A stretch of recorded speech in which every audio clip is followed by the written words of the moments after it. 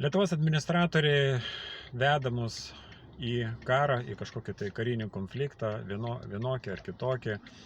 Ir šiandien aš bendravau su dviejomis Kauno klinikų medikėmis, kurios man patvirtino, čia jau jos ne pirmas, jau prieš kokį mėnesį man pasakojo taip pat medikės iš Kauno klinikų, kad kažkas tai Kauno klinikų požeminiuose, reiškia, rūsiuose, ten patalpos yra, vyksta.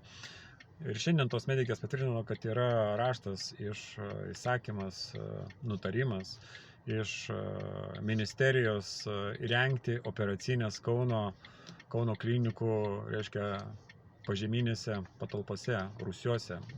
Tie rūsiai gana apleisti, sakė, ten kažkokios renovacijos liktai vyko ar vyksta, jos negali suprasti, nes, taip minėjau, turbūt vyksta pinigų plovimas, nes sako, kažkokie vamzdžiai ateina, vėl išeina, vėl ateina, kažkas tai vyksta, bet niekas nevyksta, niekas ten nesitvarko.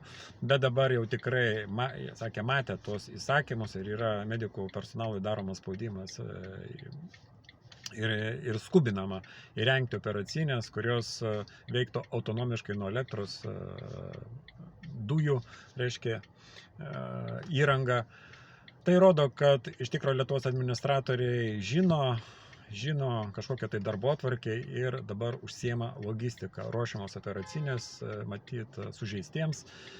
Ir tai yra realiai, galima sakyti, toks kaip ir netiesioginis įrodymas, kad vis dėlto tas konfliktas yra neišvengiamas. Tai ir bus tas turbūt sukrėtimas, nes realiai Lietuvos visuomenė turi patekti tą sukrėtimą, nes balsuoja už karo vanagus, kurie veda Lietuvą į pražūtį. Ir matyt, čia ne Lietuvos administratorių problema, kurie yra visiškai nušokę nuo proto, bet ir taip pat Lietuvos visuomenė yra nušokusi nuo proto. Ir aš tai matau kasdieninėme gyvenime, bendraujant su žmonėmis, kad realiai reikalingas didelis sukrėtimas.